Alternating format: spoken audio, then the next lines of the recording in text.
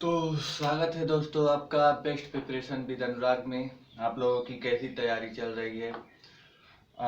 मुझे लगता है कि आप लोग अच्छे से एंजॉय भी कर रहे होंगे और पढ़ाई को लेकर आप लोग अपनी पढ़ाई में कोई कमी नहीं रख रहे होंगे, ठीक है ना? तो हम लोग आज अपना एनसीईआरटी का प्रोसेस आगे बढ़ाते हैं। चैप्टर दूसरा जो है आज वो है, तो आज चैप्टर दूसरे की हम बात करेंगे। एनसीईआरटी क्लास 7 हमारा पर्यावरण जो था वो बुक के आज लेसन 2 की बात करेंगे। क्या नाम है उसका? आपको लेसन भी याद होना चाहिए, तभी तो आप अपने पकड़ को बना पाएंगे। तो आपके लेसन का है हमारी पृथ्वी के अंदर। क्या नाम है? हमारी पृथ्वी के अंदर।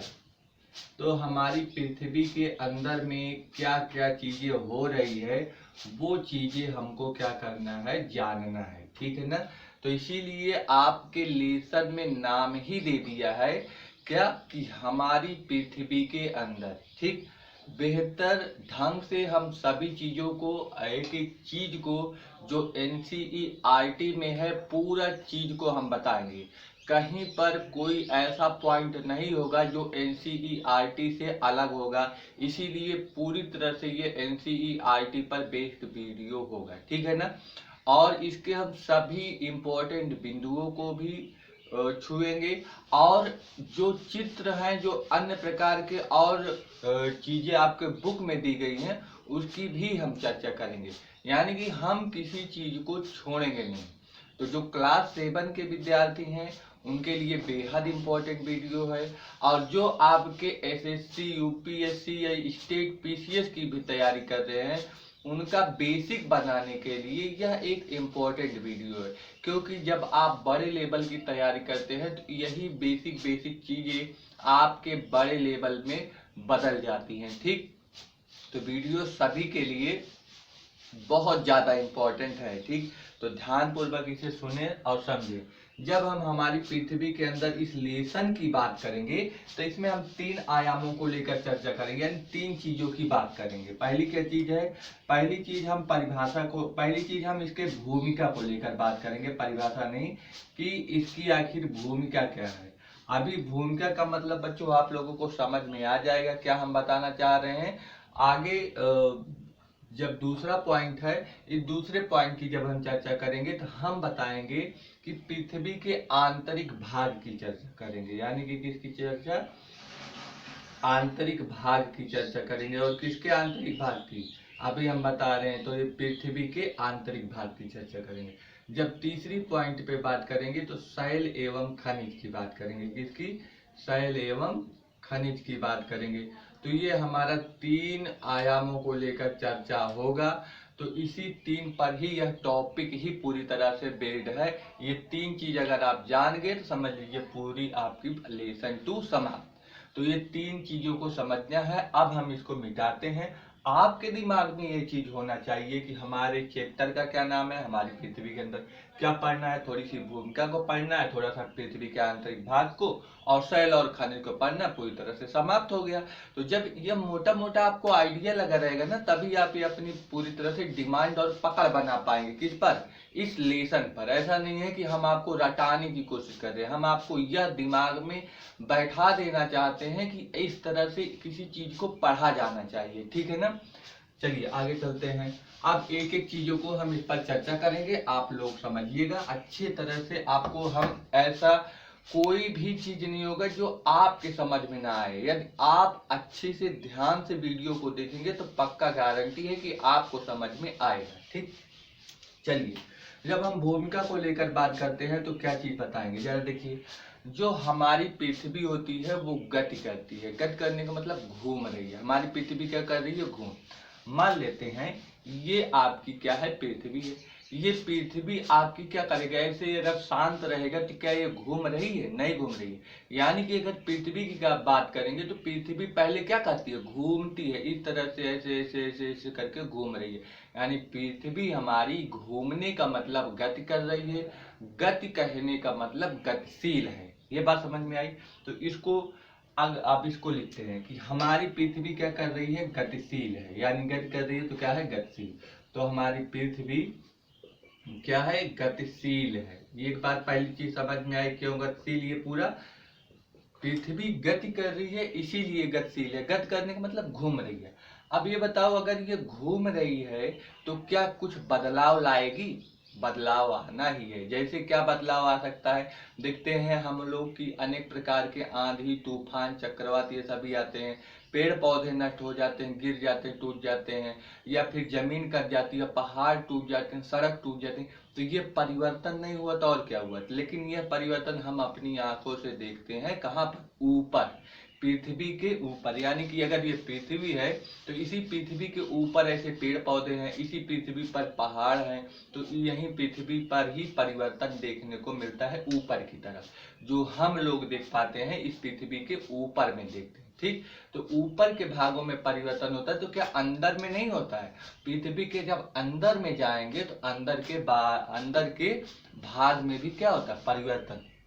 इसका यह मतलब हुआ कि पृथ्वी के ऊपर के भाग और अंदर के भाग, दोनों के भाग में क्या होगा? परिवर्तन। तो ये भी लिख लेते हैं। लिखिए, गतिशील है और इसके बाह्य एवं आंतरिक, बाह्य मतलब ऊपर वाले भाग हैं, बाह्य और आंतरिक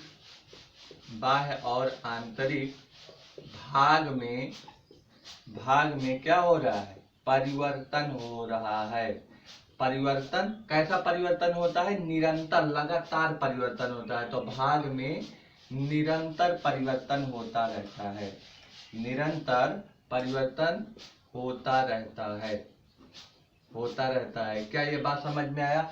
पहली पॉइंट हमने क्या बताया कि ये गति करती है इसीलिए गतिशील है। गतिशील है तो क्या होगा? परिवर्तन होगा। किसका परिवर्तन होगा? पृथ्वी के ऊपर वाले भाग का और नीचे वाले भाग का। यानी कि ऊपर वाले भाग को बाह्य बोलेंगे और नीचे वाले का मतलब पृथ्वी के अंदर यानी कि आंतरिक बोलेंगे। तो इसमें बाह्य और आंतरिक भाग में निरंतर मतलब लगातार परिवर्तन होता रहता है। ये बात लिखिए। अब तीसरी बात जब हम बोलेंगे, आप लोग ये सोच लिए, अरे यार गजब का क्या परिवर्तन हो रहा है, कितना आश्चर्य की बात है ना परिवर्तन। लेकिन आप लोग अब यहीं पे सोचिए, कल्पना करिए कि जो पृथ्वी के अंदर में है वो क्या क्या चीज है, यानी कि पृथ्वी के अंदर कौन सा पदार्थ होगा, हमें ये पता करना है। तो ये चीज तो हम आंखों से देख नहीं पाएंगे, ठीक है ना, क्योंकि पृथ्वी के अंदर की बात होगी। तो पृथ्वी के अंदर नहीं जा पाएंगे, देख नहीं पाएंगे, तो इसीलिए हम लोग क्या करते हैं? कल्पना। तो कल्पना क्या करेंगे कि पृथ्वी के अंदर क्या क्या भाग है, मतलब कौन कौन सा पदार्थ है और किन किन तत्वों से मिलकर ये पदार्थ बने हैं। तो ये भी लिख लेते हैं। कल्पना करें कि क्या करें कि पृथ्वी के अंदर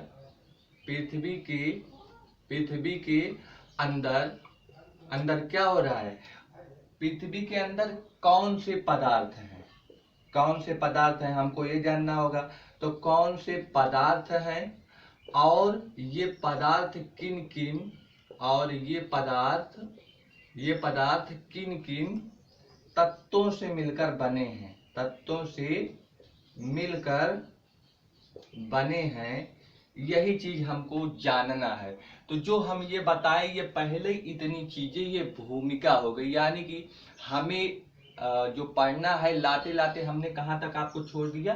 पृथ्वी के अंदर के भागों में हमें जानकारी लेना है, क्योंकि चैप्टर ही है हमारा पृथ्वी के अंदर के भाग की। तो इसीलिए हम तुमको कहाँ पर लाके छोड़ दिए कि पृथ्वी के अंदर कौन कौन से पदार्थ हैं, किन किन तत्वों से मिलकर बनी है। तो इसी को ही बोलते हैं हम लोग भूमिका, और हम लोग भूमिका को बेहतर ढंग से सीख लिया। ठीक, तो ये चीज समझ गए होंगे आप। अगर कहें कि हम जो पृथ्वी होती है, पृथ्वी के अंदर के भागों को जानने की जानकारी अब हमें करनी है, तो आप जो हेडिंग होगी आपकी क्या होगी? पृथ्वी के आंतरिक भाग, क्योंकि अब हमें क्या करना है? पृथ्वी के आंतरिक भाग की क्या करना है? जानकारी करना है। इसीलिए अगला हेडिंग हमारा होगा पृथ्वी के आंतरिक भाग। देखिए, जब पृथ्वी के आंतरिक भाग की बात करते हैं तो पहले जान लीजिए कि पृथ्वी कैसी बनी है, ये बात समझ में आना चाहिए। आंतरिक भाग को जानने से पहले आपको पृथ्वी के थोड़ा सा मोटा मोटा आइडिया होना चाहिए। क्या? कि जिस तरह से आपका प्याज होता है, प्याज में भी कई परतें पाई जाती हैं, उसी तरह से पृथ्वी में भी कई परतें पाई जाती है। ये बात क्लियर हो रहा है। अगर हम प्याज की बात करें तो ये देखिए, अगर ये प्याज है तो ये प्याज में बहुत सारी परतें होंगी। एक परत इसका निकालेंगे तो उसका अंदर का एक परत होगा, फिर उसको निकालेंगे। लेकिन आप बीच में देख रहे हैं, ये जो बीच का है, इससे बीच वाले को एक केंद्र मान लीजिए। बीच का क्या है? केंद्र है। इसीलिए सभी परतों का एक केंद्र है जिसे बोलते हैं संकेंद्री। यानी कि ये परत आकर यहीं पर जुड़ती है, उसके अंदर का परत जाके फिर यहीं पे जुड़ती है। यानी कि सभी परतों का केंद्र है ये जो बीच का है, ठीक है ना। इसीलिए इसे संकेंद्रीय बोलते हैं। क्या आप ये बात समझ में आ रहा है? तो उसी तरह से जिस तरह से हमारा ये प्याज है, प्याज की परत है, उसी तरह से हमारी पृथ्वी की भी क्या है? परत है। इसकी भी बहुत सारे परत होती हैं। एक परत को हटाएंगे तो उसके अंदर एक परत और मिलेगा, उसको हटाएंगे तो उसके अंदर भी परत मिलेगा। यानी कि पृथ्वी पर भी एक के बाद एक परत है जो कैसी है? संकेंद्रीय है। यानी कि ये बात अगर आप समझ गए होंगे तो इसको लिख लेते हैं। क्या लिखेंगे? हम लिखेंगे कि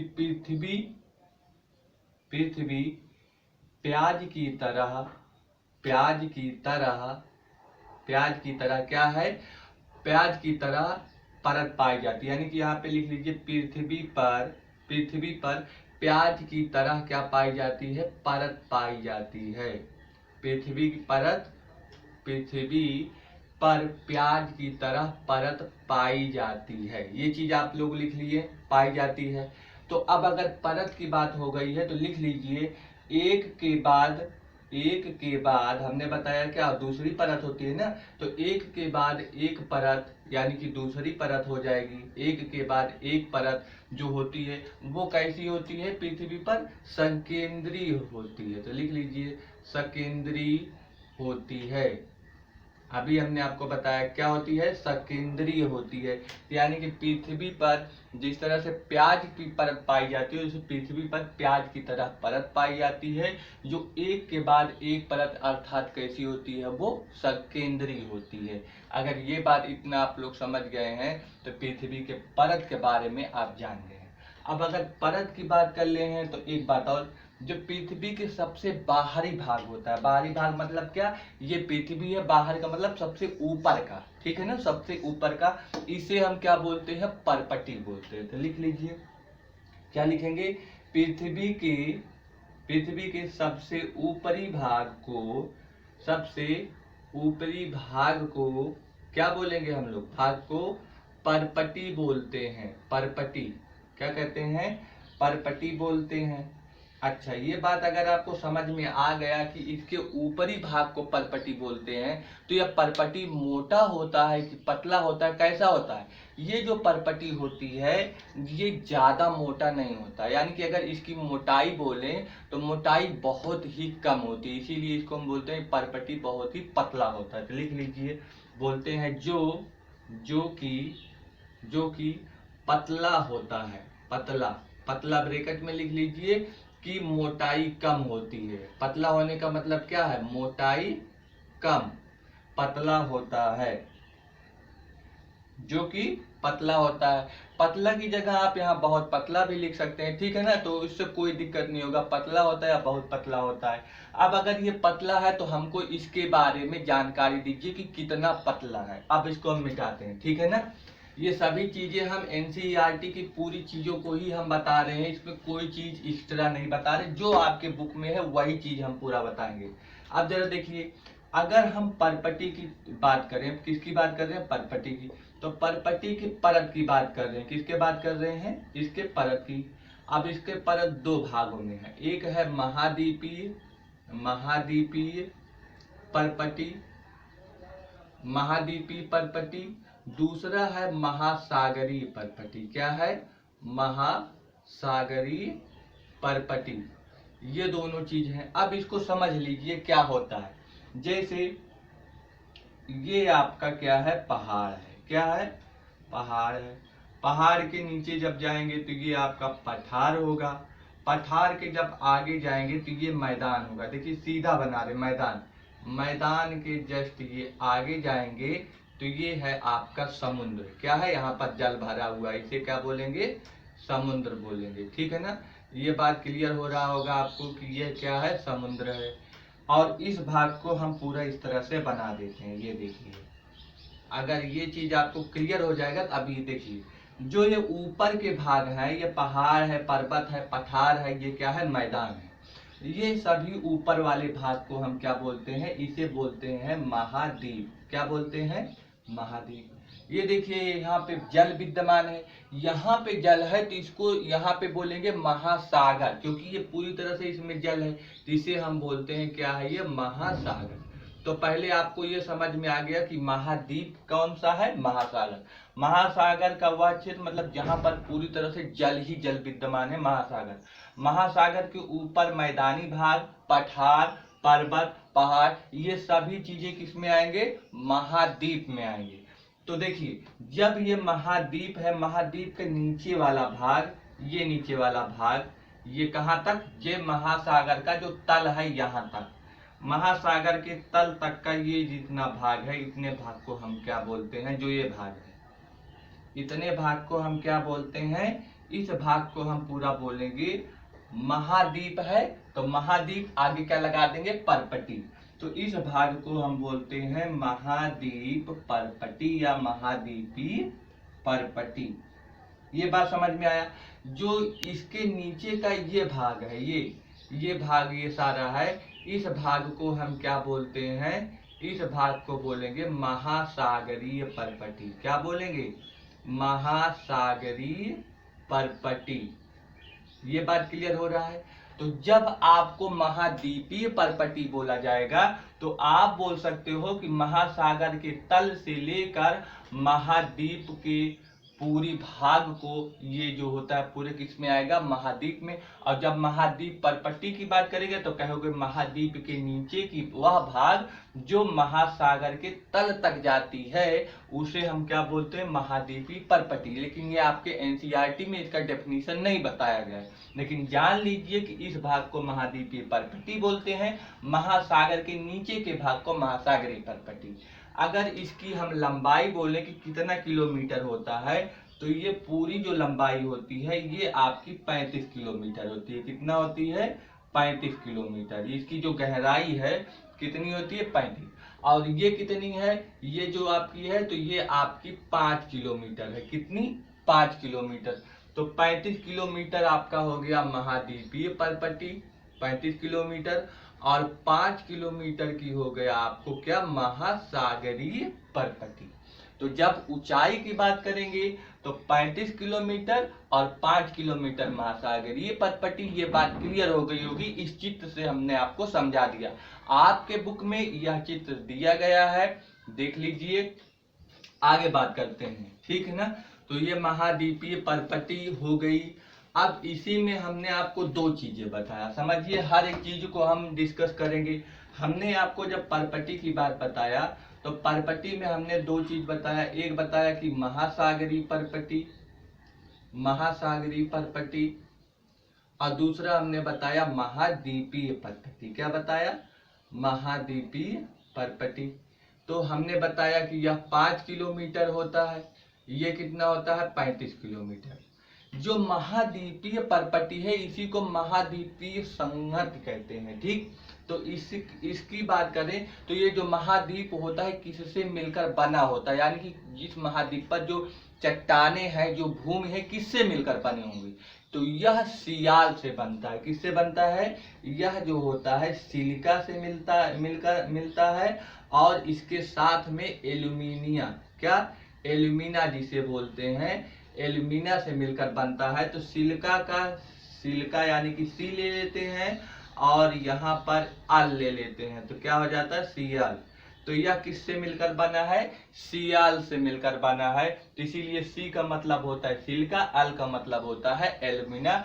और ये किसकी बात कर रहे हैं, महाद्वीप। तो महाद्वीप किस खनिजों से मिलकर बना होता है, कभी अगर आपसे पूछा जाए तो सियाल से मिलकर बना होता है। ये सिलिका और एल्यूमिना का मिश्रण होता है, उसे ही हम बोलते हैं सियाल, जो महाद्वीप परपट्टी पर मिलता है या महाद्वीप के भाग पर होता है। जब महासागरीय परपट्टी की बात करें तो महासागरीय परपट्टी क्या होता है, अभी हमने बताया जो महासागर होता है उसका तल जो होता है, तल मतलब जहां पर वो पानी रुका हुआ है, नीचे का भाग, उस तल से उसके नीचे के हिस्से को हम क्या बोलते हैं, महासागरीय परपटी, जो कितना किलोमीटर बताया था, 5। तो इसमें कौन सा पदार्थ पाया जाता है, खनिज वाला, तो इसमें आपका सिलिका, सिलिका और क्या पाया जाता है, मैग्नीशियम पाया जाता है, मैग्नीशियम। तो सिलिका और मैग्नीशियम लिख लीजिए, इसीलिए इसे सिलिका का सा लिख लेते हैं, सी, और यहाँ पे मै लिख लेते हैं, क्या हो जाएगा, सी में। तो यहाँ पे आप बताएंगे जो महासागरीय परपटी होता है वो सीमा से मिलकर बना होता है, यानी कि सिलिका और मा से क्या हो जाता है, मैग्नीशियम, यानी कि सीमा से मिलकर बना होता है। सियाल क्या होता है, सिलिका एल्युमिनियम, सीमा क्या होता है, सिलिका और मैग्नीशियम, इससे मिलकर बना होता है। तो ये बात क्लियर हो गई कि महासागरीय परपटी किस पदार्थ से मिलकर बनी होती है, महाद्वीपीय परपटी किससे मिलकर बनी होगी, ये बात क्लियर हो गया होगा।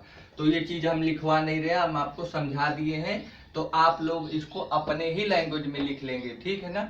आगे जब जाएंगे तो परपटी के बाद, परपटी को हमने बता दिया, परपटी के बाद आगे जाएंगे तो क्या आएगा, आपका मेंटल आएगा, क्या आएगा मेंटल आएगा। मेंटल के आगे जाएंगे तो आपका क्या मिलता है, क्रूड मिलता है, क्रूड, ठीक है ना। अब इसकी चित्र देख लीजिए, मान लीजिए ये हमारी क्या है, पृथ्वी है, क्या है, पृथ्वी है। पृथ्वी का एक हिस्सा ये केंद्र बिंदु है, केंद्र बिंदु, इस केंद्र बिंदु पर इस तरह से हम चलते हैं, इस हिस्से की बात करते हैं। इसका क्या मतलब, हम बोल रहे हैं जो ये पृथ्वी है, पृथ्वी के एक हिस्से को काट कर हम क्या कर लेते हैं, इस हिस्से को काट कर निकाल लेते हैं, ठीक है ना। ये जो हिस्सा आपको दिखाई दे रहा सामने का, एक हिस्सा काट कर अगर निकाल लेंगे तो इसी तरह से हमने इसको काटा है, और अगर काट के निकालेंगे तो कुछ इस तरह से देखिए हमने निकाल लिया काट कर, ये देखिए, ये जो काट के निकाला है यही समझ लीजिए। देखिए जो ये इसका ऊपरी भाग है, कौन सा, ये ऊपरी भाग, इस ऊपरी भाग को हमने क्या बोल दिया, परपटी, क्या बोला, इस ऊपरी भाग को परपटी बोल दिया, इस ऊपरी भाग को परपटी बोल दिया। यही हमारा परपटी का जो ये क्षेत्र होता है, ये जो क्षेत्र है इसे बोलते हैं स्थल मंडल, आपके बुक में दिया है, जिस पर हम लोग निवास करते हैं, ये क्या कहलाता है, स्थल मंडल। इसी के नीचे की अगर बात करें तो ये आपका आता है मेंटल, क्या आता है, मेंटल आता है। और ये आपका पूरी तरह से क्या है, क्रूड है, क्या है, क्रूड। क्रूड के दो रूप बताए गए हैं, ये अंदर का है एकदम, ये अंदर का, ये देखिए ये वाला, ये हिस्सा है अंदर का, इसीलिए इसे आंतरिक क्रूड बोलते हैं, क्या बोलते हैं इसे, आंतरिक क्रूड। और ये आपका बाहर का है, ये बाहर का है, ये वाला यहाँ से, तो इसे हम क्या बोलते हैं, बाहरी क्रूड, बाहरी क्रूड।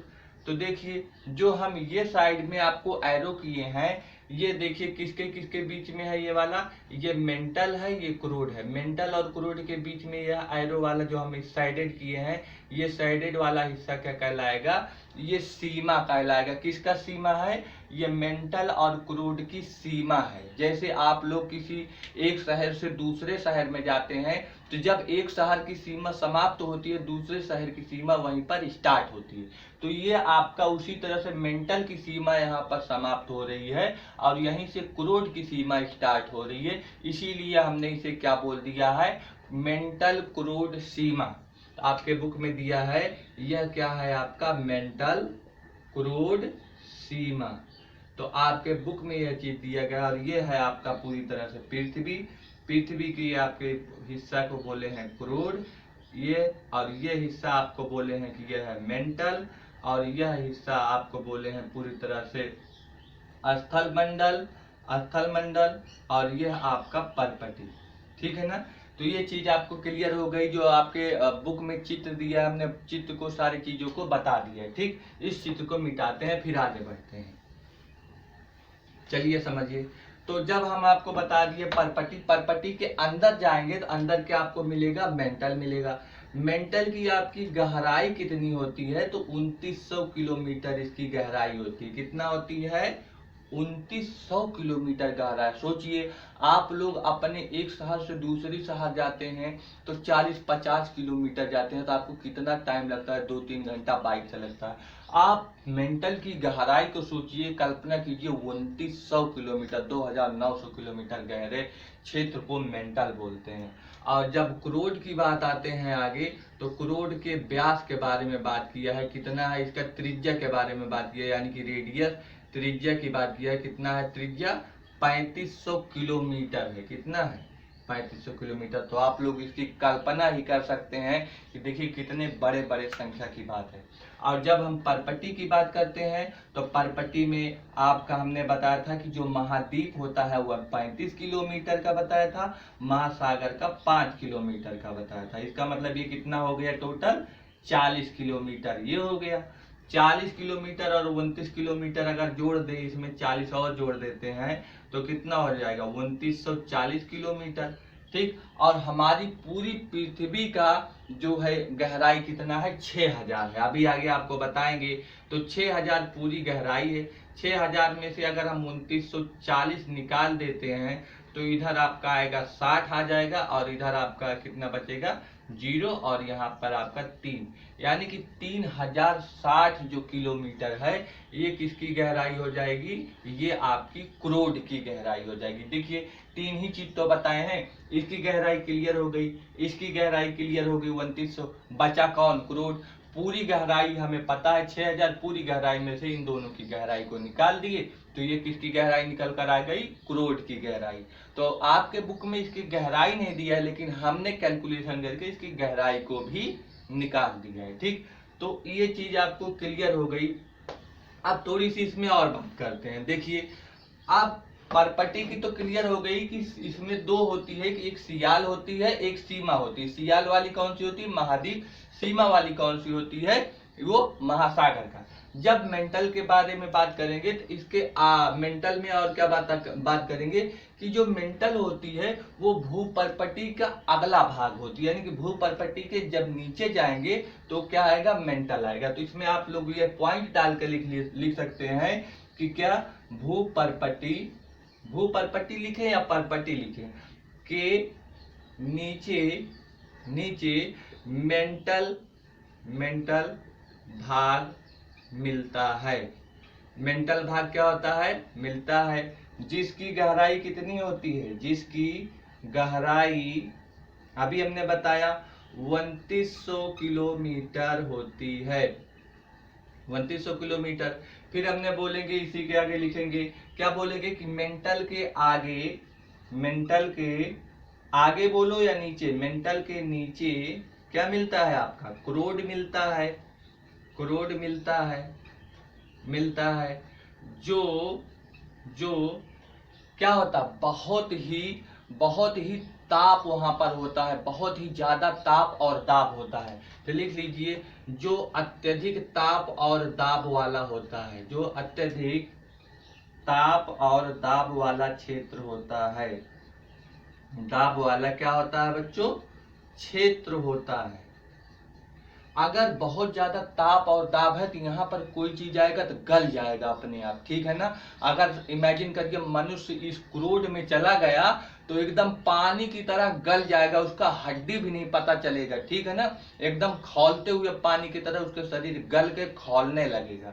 ठीक। तो जो अत्यधिक ताप और दाब वाला क्षेत्र होता है, और इसकी अगर त्रिज्या रेडियस की बात करें तो कितना है? 3500 किलोमीटर है। लिख लीजिए, इसकी त्रिज्या 3500 किलोमीटर है। तो आपके बुक में जो लिखा था इसके बारे में हमने बात कर लिया। और इसमें आप क्रोड को लिखेंगे कि क्रोड में क्या पाया जाता है? नीफे हिंदी में लिख सकते हैं नीफे। नी का मतलब होता है निकिल होता है। फे का मतलब होता है फेरस। अगर अंग्रेजी में बात करें तो इसे आयरन बोलते हैं। यानी कि निकिल और फेरस मिलकर नीफे का निर्माण करता है। और क्रोड में जो पदार्थ पाए जाते हैं वो कौन कौन से? निकिल और फेरस पदार्थ पाए जाते हैं। इसीलिए आपका क्रोड किससे मिलकर बना है? निकिल और फेरस से मिलकर बना है। तो आई थिंक ये बातें क्लियर हो गई। भूपर्पट्टी के बारे में हमने बात कर लिया। आपका किसके बारे में, मेंटल के बारे में बात कर लिया और क्रोड के बारे में। क्रोड के दो रूप है, हमने बताया कौन सा, एक आंतरिक एक बाहरी। हमने बताया था कि अगर मान लीजिए ये पूरी तरह से क्रोड है तो क्रोड का ये बाहर वाला हिस्सा क्या हो जाएगा, बाह्य क्रोड, बाह्य क्रोड, और ये अंदर वाला जो हिस्सा होगा इसे आंतरिक क्रोड बोलेंगे। क्या बोलेंगे, आंतरिक क्रोड। और ये हमारा पूरा है ही क्या, इसे हम पूरा कहते हैं क्रोड। क्लियर हो रहा है ना। तो क्रोड के हमने जो हिस्सा बताया है ये बाह्य क्रोड और आंतरिक क्रोड, ये आपके बुक में दिया गया है, इसलिए ये जान गए। तो अब आगे चलते हैं, ये हमने दूसरे भी एस्पेक्ट को क्लियर कर लिया है, कुछ इंपॉर्टेंट पॉइंट को जानते हैं। देखिए दक्षिण अफ्रीका की बात करते हैं तो दक्षिण अफ्रीका में क्या है, एक जगह है, वहां पर क्या किया गया था, खुदाई किया गया था। क्या किया गया था, खुदाई। यानी कि किस चीज के लिए खुदाई किया गया था, यानी जब खुदाई करेंगे तो क्या बनेगा, वो खान बन जाएगा। तो जब खुदाई करते चले गए किस चीज के लिए, तो तेल के लिए वो खुदाई कर रहे थे। तेल के लिए खुदाई करते चले गए, खान बन गया। कितना किलोमीटर गहरा खोद दिए थे, लगभग 6 किलोमीटर गहरा इंजीनियर लोग तेल के लिए खोद दिए थे। लेकिन इतना गहरा अभी तक कहीं पर कुछ खोदा नहीं गया है। तो लिख लीजिए, इम्पोर्टेंट है कि दक्षिण अफ्रीका में जो खादान होता है, मतलब खान होता है, वो तेल के खोज के लिए 6 किलोमीटर गहराई तक इंजीनियर लोग खोद दिए थे। ठीक है ना। अगर यहीं पे बात करेंगे अगले पॉइंट की, कि जो आपकी ये है, देखिए इस तरह से हमने पर्वत बताया था, ये पठार बताया था, और फिर ये आपका बताया था क्या, मैदान है, और ये समुद्र है। इस तरह से आपको हमने चित्र बताया था।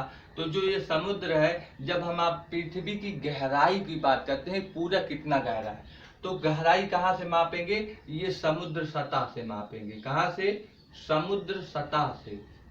तो समुद्र सतह से पृथ्वी की गहराई कितनी है, तो गहराई कुल आपका 6000 किलोमीटर है। तो लिख लीजिए, पृथ्वी की कुल गहराई 6000 किलोमीटर है, जो कहाँ से नापी जाती है, समुद्र सतह से नापी जाती है। क्यों, क्योंकि पर्वत पठार पहाड़ सभी बहुत ऊंचे होते हैं, और लेवल कौन मेंटेन करता है, समुद्र का सतह मेंटेन करता है। ठीक, इसीलिए कहाँ से नापा जाता है, समुद्र के सतह से। तो ये भी बात हमने कर लिया। आगे कुछ इंपॉर्टेंट बात और है, जरा देखिए क्या है। हमने बताया था कि ये आपका क्या है, पृथ्वी है। पृथ्वी के ये ऊपरी भाग को हमने क्या बोला, उस ऊपरी भाग को हमने कहा कि यह परपटी है। फिर ऊपरी भाग को जब परपटी बोला तो इसके अंदर के भाग को अगर इस तरह से हम करें तो इसके ये अंदर के भाग को हमने क्या कहा था कि यह मेंटल है। फिर इसके अंदर के भाग को हमने कहा था ये क्या है, क्रूड है। ठीक, तो जब परपटी की बात करेंगे तो इसका आयतन कितना है। आयतन का मतलब समझ रहे बच्चों ना, आयतन का मतलब होता है कि वह क्षेत्र पूरा कवर करेगा। इस परपटी का क्षेत्र कितना प्रतिशत है, इसको बताओ कितना आयतन घेर रहा है। ठीक ना। तो पूरा सॉलिड भाग, ये सॉलिड भाग को अगर हम कवर करने की कोशिश करेंगे कितना है बताओ, तो वही है उसका आयतन के रूप में बताते हैं। मतलब उसी ठोस भाग को आयतन में व्यक्त करते हैं। तो जब हम बोलेंगे कि आयतन में, तो आयतन में जो परपटी होता है, परपटी का कितना भाग पाया जाता है, 1% भाग परपटी होता है।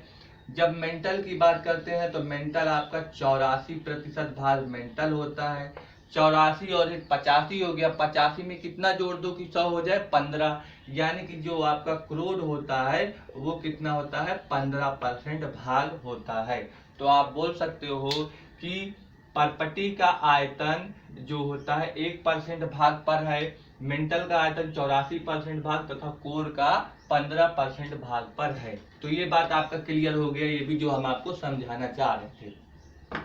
फिर इसी की त्रिज्या की बात करें, पृथ्वी की पूरी तरह से अगर हम बात करें गहराई को लेकर बात कर लिए हैं, त्रिज्या की बात कर लेते हैं। पृथ्वी की त्रिज्या बताओ कितना है।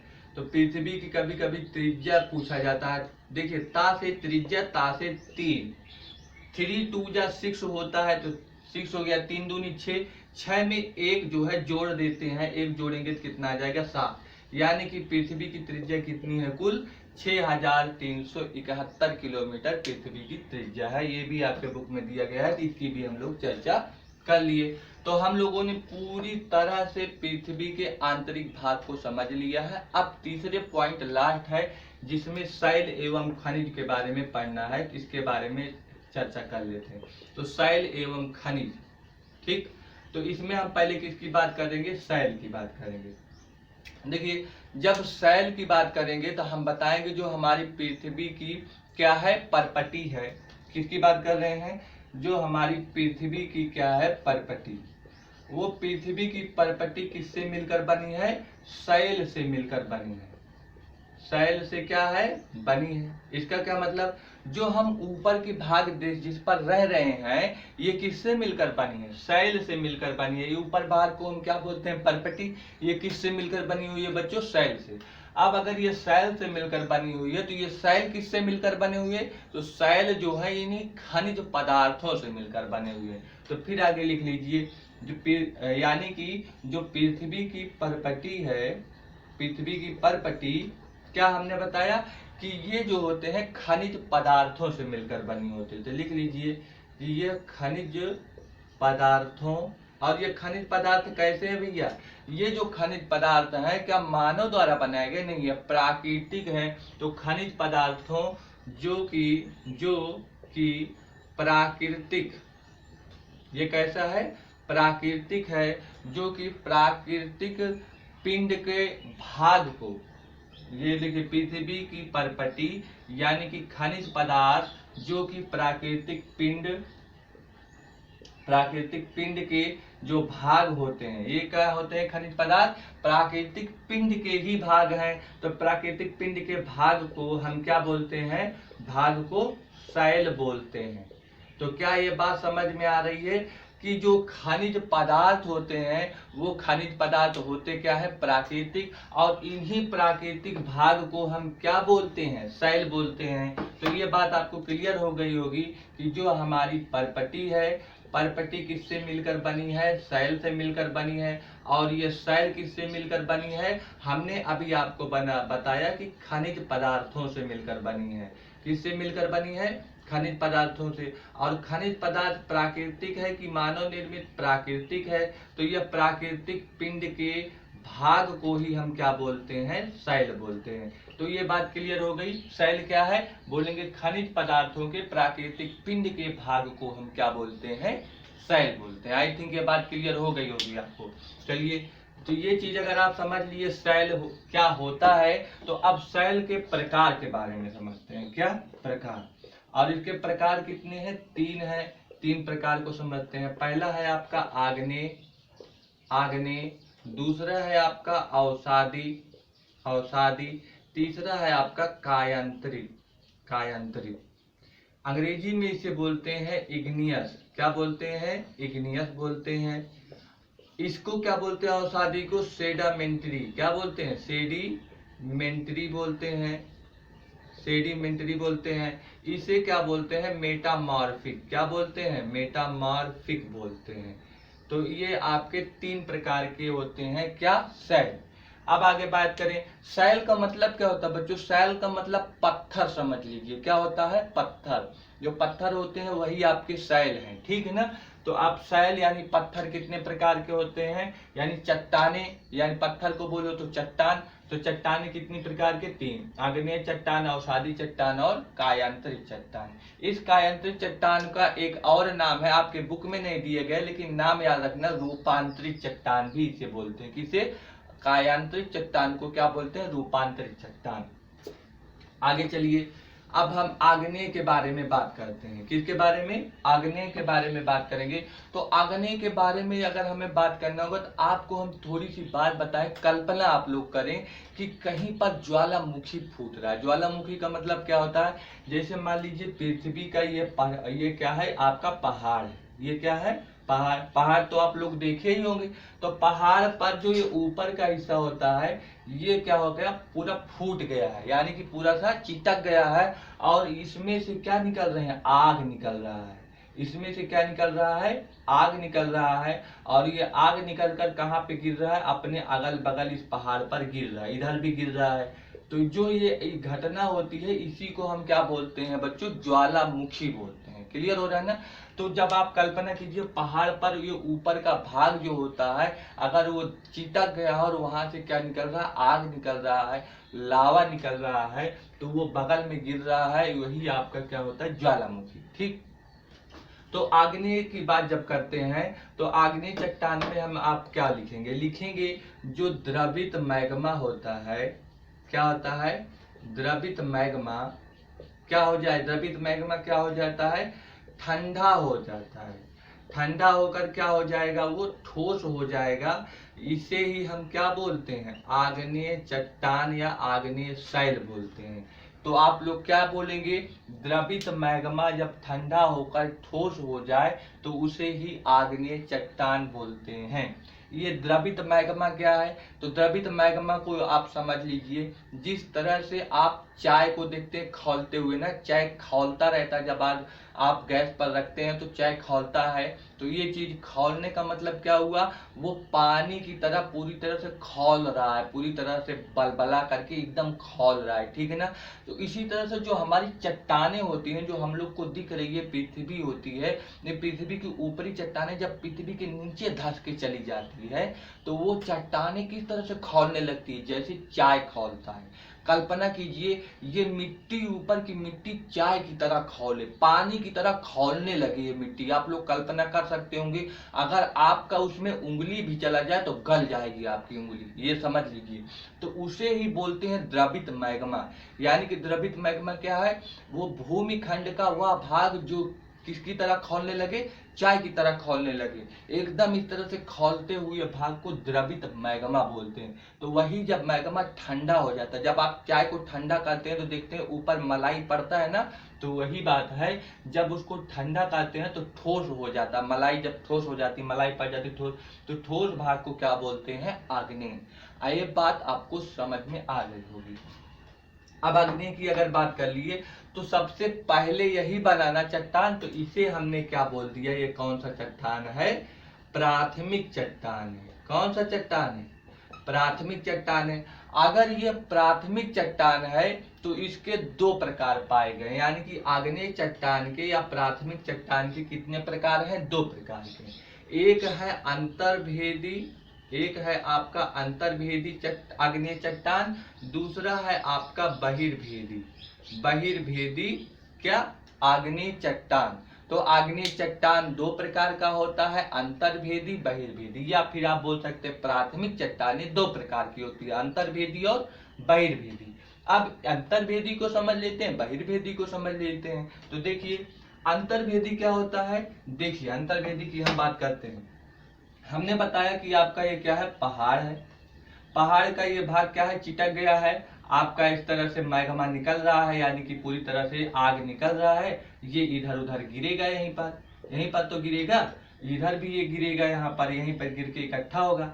तो जो आंतरिक की पहले हम बात कर रहे हैं, आंतरिक की बात करेंगे तो जो यहाँ से निकल रहा है, ये देखिए खौल रहा है, यहाँ पर पूरी क्या है, ये खौल रहा है, कौन, चट्टान है। ये चट्टानें क्या कर रही हैं, ये चट्टानें खौल रही हैं।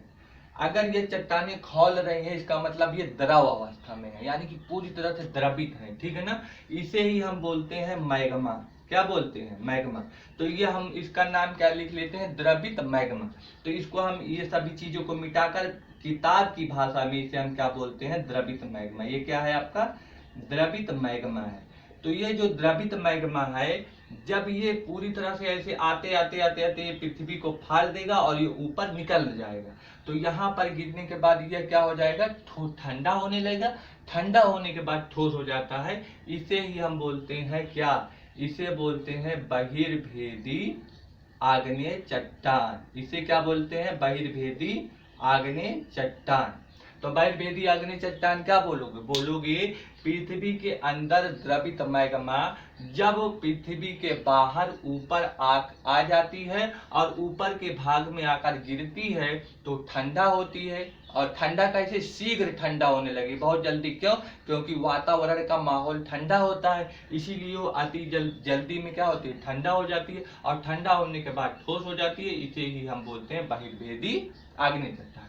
अंतर्भेदी क्या होता है, कभी कभी यह जो होता है फाड़ नहीं पाता है, कभी कभी यह फटता नहीं है, ये खौलता हुआ द्रवित मैग्मा यहाँ तक आ पाता है, यहाँ तक आ पाता है, यहाँ तक आ पाता है, और यहीं पर ये क्या हो जाता है, ठोस हो जाता है। यहीं पर क्या हो जाता है, ठोस, यानी कि पृथ्वी को फाड़ नहीं पाता है, अंदर में ही ठोस हो जाता है। ठीक है ना। तो अंदर में ही बोलेंगे जब द्रवित मैग्मा पृथ्वी के ऊपरी भाग अंदर में ही, पृथ्वी के ऊपरी भाग अंदर में ही क्या हो जाए, क्या हो जाए, ठंडा होने लगे, ठंडा होने के बाद ठोस होकर वहीं जम जाए, तो इस प्रकार के चट्टान को अंतर्भेदी आग्नेय चट्टान कहते हैं। आई बात समझ में।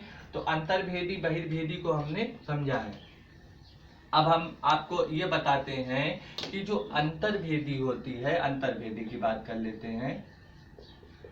जो अंतर्भेदी की बात है तो वो किससे बना होता है, ग्रेनाइट से बना होता है। किससे बना होता है, ग्रेनाइट से। यह ग्रेनाइट क्या होता है, जब यह ऊपर नहीं निकल पाएगा ना, पृथ्वी के ऊपर नहीं निकल पाएगा, तो इसके मोटे मोटे दाने बनेंगे। क्या बनेंगे, मोटे मोटे दाने। तो यहाँ पर लिखेंगे कि मोटे मोटे दाने बनते हैं, मोटे मोटे दाने। और जब ये मोटे मोटे दाने बनेंगे तो पत्थर नुमा, जब ठंडा होगा तो वो दाना कितना बड़ा है, ऐसे पत्थर नुमा, इतना बड़ा बड़ा पत्थर, इतना बड़ा बड़ा पत्थर, इतना बड़ा, तो पत्थर नुमा हो जाता है। वो ठंडा होने के बाद दाना किस रूप में बन जाएगा, पत्थर की आकृति का बन जाएगा, यानी कि वो पत्थर की आकृति का। और फिर इस पत्थर का उपयोग हम लोग कहाँ करेंगे, जैसे आप लोगों ने घर में देखा होगा सिलबट्टा रखा रहता है मसाला पीसने के लिए, या अनाजों को या दानों को छोटा करने के लिए होता है। तो क्या करते हैं इसका उपयोग, लेई जब बनाते हैं ना, लेई, तो लेई बनाने के लिए हमको उस लेई के जो मिश्रण होता है उसको बारीक पीसना पड़ता है, तब उसको जाकर हम खौलाते हैं। तो लेई बनाने के लिए या मसाला बनाने के लिए या फिर जो दाना है दाने को बारीक पीसने के लिए किस पत्थर का इस्तेमाल होता है, ग्रेनाइट पत्थर का। तो याद रखे रहना, हमने किसकी बात किया, लेई बनाने के लिए। फिर हमने क्या बात किया कि मसालों के लिए। फिर हमने क्या कहा कि जो दाने हैं दानों को छोटा करने के लिए, दानों को छोटा करने के लिए इसका यूज होता है। यूज मतलब उपयोग। तो ये बात आपको समझ में आ गई होगी ना। अंतर्भेदी की हम बात कर लिए। अब आगे बात करते हैं बहिर्भेदी की। तो जब हम बहिर्भेदी की बात करेंगे तो बहिर्भेदी का मतलब किस, जो चट्टान बाहर निकली तो किस प्रकार का चट्टान बना, वो आपका बना बेसाल्ट। क्या बना, बेसाल्ट। तो लिख लीजिए, ये चट्टानों को हम क्या बोलते हैं, बेसाल्टिक चट्टान। और ये कहाँ पर पाई जाती है भारत में, भारत में महाराष्ट्र में अगर आप जाएंगे तो महाराष्ट्र में एक पठार है जिसका नाम है दक्कन का पठार। तो लिख लीजिए, दक्कन के पठार, दक्कन के पठार पर क्या मिलता है, बेसाल्ट चट्टान। और यह कैसा होता है, मोटा दाना वाला कि महीन, तो लिखेंगे यह बारीक यानी कि महीन होता है। तो लिख लीजिए बारीक दानों वाला होता है, बारीक दानों वाला होता है। तो ये बात समझ में आया ना कि बेसाल्ट वाला क्या है चट्टान, बेसाल्ट वाली जो चट्टानें होती हैं वो बहिर्भेदी, और ग्रेनाइट वाला जो चट्टान होता है वो अंतर्भेदी। अंतर्भेदी वाला चट्टान जो पत्थर होता है उससे हम सिलबट्टा बनाते हैं। इस तरह के पत्थर होते हैं जो अनाजों को पीसने का काम करते हैं। जैसे मान लीजिए कि जो आपका धान पीटने वाला, धान वाली मशीन होती है ना जो छिलकों को निकालती है, तो वो उसमें पत्थर लगे रहते हैं। वो कौन से पत्थर होंगे, वो आपका ग्रेनाइट वाला पत्थर होता है। इन सभी चीजों का यूज है, ये यूज को आप लोग जानते रहिएगा। तो हमने पूरी तरह से आग्नेय चट्टान को समझ लिया, उसके रूप को भी समझ लिया, प्राथमिक चट्टान कहते हैं इसको भी समझ लिया। अब चलते हैं, जब मान लीजिए कि ये आपका पर्वत है, यहाँ से ज्वालामुखी फूटी और यहाँ पर इस तरह से निकला और ये जम गया। ये जम गया, जमने के बाद एक तरह से ये चट्टान बना लिया। क्या बन गया, चट्टान। इसका क्या नाम दे दिया हमने, आग्नेय चट्टान। क्या नाम दे दिया, आग्नेय चट्टान। यह आग्नेय चट्टान क्या करेगा, ये तो बन गया चट्टान, तो ये इसके तीन रूपों में टुकड़े हो गए। या तो एक आग्नेय चट्टान दूसरी आग्नेय चट्टान से तो टकराएगा, टकराने के बाद तो टूटेगा ही ना, या फिर चिटक जाएगा, चिटकेगा, चिटकेगा भी तब भी इसके टुकड़े होंगे, या फिर ये ढलकते हुए लुढ़कते हुए आगे जाएगा तो इसके भी टुकड़े होंगे। तो इसमें लिख सकते हो कि टकराने के बाद या फिर चिटकने के बाद या फिर लुढ़कते हुए आगे बढ़ने के बाद। लुढ़कते हुए जब ये आगे जाएगा, आगे जाने पर इसके छोटे छोटे टुकड़े होते जाएंगे। क्या होते जाएंगे? छोटे छोटे टुकड़े होते जाएंगे। और जब ये टुकड़े होगा तो यह टुकड़ा क्या होगा? जब टुकड़ा हो गया तो ये छोटे छोटे टुकड़े अब आगे बढ़ेंगे। कैसे आगे बढ़ेंगे? कौन इसको लेकर जाएगा? तो इन टुकड़ों को दो लोग आगे लेकर जाएगा। एक तो जल लेकर जाएगा और दूसरा वायु यानी कि हवा। जब बहुत तेजी से पृथ्वी पर जल यानी बारिश होने लगती है तो जो ये छोटे छोटे टुकड़े होते हैं बारिश बहा ले जाती है इन टुकड़ों को, तो यानी कि जल के जरिए वो बह कर चली जाती हैं। जब आंधी तूफान इतनी तेजी से आती है वायु के जरिए फिर ये टुकड़े बहते चले जाते हैं। तो जब ये टुकड़े आगे आएंगे तो एक जगह पर ये टुकड़े क्या होने लगेंगे? इकट्ठा होने लगेंगे। यह टुकड़े इकट्ठा हो गया तो इसे हम क्या बोलते हैं? यह हो गया हमारा अवसाद। जहां पर टुकड़े सभी इकट्ठा हो जाते हैं उसे हम क्या बोल देते हैं? अवसाद। अब ये इकट्ठा होकर टुकड़े क्या होने लगेंगे? जमने लगेंगे। उसी के ऊपर ऐसे जम रहे हैं, परत परत बना रहे हैं। तो यह आपके टुकड़े जब जम जाएंगे तो एक नया चट्टान बन जाएगा। इस चट्टान को हम लोग क्या बोलेंगे? अवसादी चट्टान। क्या बोलते हैं? अवसादी चट्टान। तो अवसादी चट्टान में क्या होता है? जब आग्नेय चट्टान के टुकड़े आपके जल और वायु के माध्यम से आगे आकर एक जगह पर इकट्ठा होकर परत दर परत जम जाते हैं, वही आपका अवसादी चट्टान कहलाता है। ठीक है ना? अब अवसादी चट्टान की अगर उदाहरण बोलें कि इस प्रकार के चट्टानों में यह कौन सी चीज पाई जाती है, खनिज बताएं। तो इसमें जो खनिज पाई जाएगी वो होगा आपका बलुआ पत्थर। क्या होगा? बलुआ पत्थर। यह बलुआ पत्थर किससे मिलकर बना होगा? हमने कहा अनेक छोटे छोटे टुकड़े हैं ना, किसके? जब इन पत्थरों के छोटे छोटे टुकड़े बन जाएंगे तो रेत में बदल जाता है। यानी कि बलुआ पत्थर किससे मिलकर बना होता है? रेत से मिलकर बना होता है, रेत या बालू से। ये बात क्लियर हो गई समझ में? तो ये बलुआ पत्थर जब ये अवसादी चट्टान आगे जाएगा तो इसका क्या मतलब है? इस पर ताप का प्रभाव यानी कि तापमान खूब पड़ेगा और दबाव भी पड़ेगा।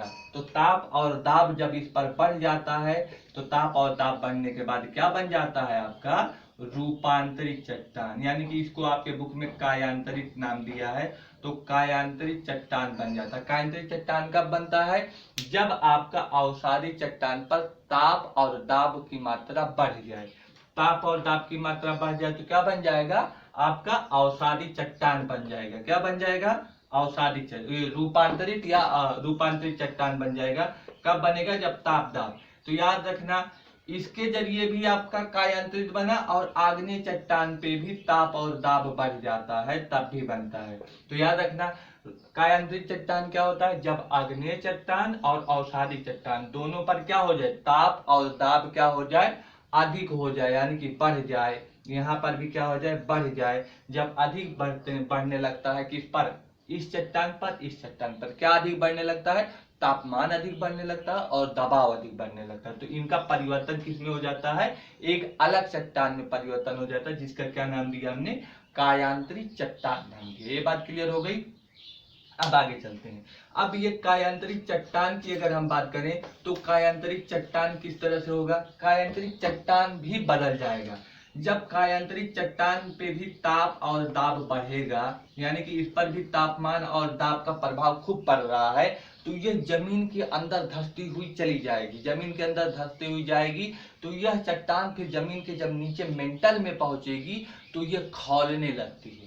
खौलने लगेगी कौन? कायांतरित चट्टान खौलने लगेगी और खौलने लगेगी तो इसका क्या हो जाएगा? या फिर से ज्वालामुखी के जरिए बाहर आएगा, फिर क्या बनाएगा? आग्नेय चट्टान बनाएगा।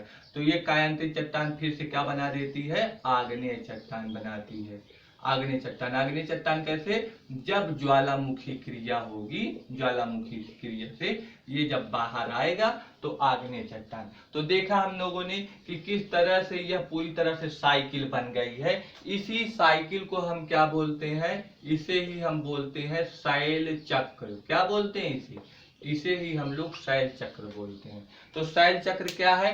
शैल चक्र को बोलेंगे जब एक चट्टान दूसरे चट्टान में बदले यानी कि एक चट्टान का परत किसी दूसरे चट्टान में बदल जाता है। इसी बदलने की घटना को हम लोग क्या बोलते हैं?